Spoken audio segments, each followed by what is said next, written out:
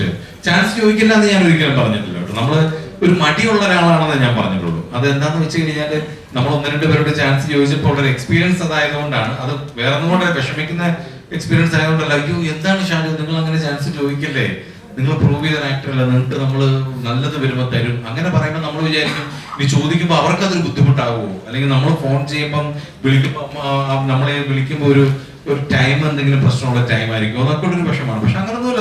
നമ്മള് ഇപ്പം ദൈവാനുഗ്രഹിച്ച് ഞാൻ 25ാമത്തെ വർഷമാണ് ഇപ്പൊ ഇതിന്റെ. നമ്മള് സിനിമയിലുള്ള പുതിയ ആൾക്കാരാണെന്നുണ്ടെങ്കിലും ഉള്ളവരൊക്കെ ആണെങ്കിലും ദൈവാനുഗ്രഹിച്ച് നമ്മളെ അറിയാമെന്ന് തോന്നുന്നു. അതുകൊണ്ട് ഒരു രീതിയിലല്ലേ മറ്റു രീതിയിൽ തീർച്ചയായിട്ടും സിനിമകൾ നമ്മൾ ഉണ്ടാവുക എന്നുള്ളതാണ്. അതൊരിക്കലും നമ്മുടെ വീട്ടിൽ നമ്മൾ ഒരിക്കലും ഒരു സിനിമയിൽ നമ്മുടെ ഭാഗമാവില്ല.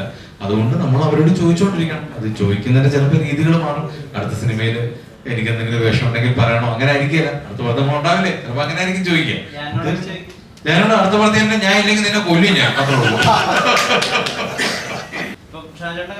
കുറെ പോലീസ് ഓഫീസേഴ്സ് ഒക്കെ ഒരുമിച്ച് ചെയ്യല്ലേ, ഇതിനിപ്പോ ബോധപൂർവം ശരീരഭാഷയിലോ അല്ലെങ്കിൽ അതിന്റെ മൊത്തത്തിലുള്ള സിസ്റ്റം മനസ്സിലാക്കിയിട്ട് ചെയ്യാനോ ഒക്കെ ഇപ്പൊ അത്രയും ആത്മാർത്ഥതയോട് പറ്റാറുണ്ട് ഈ എണ്ണം കാരണം?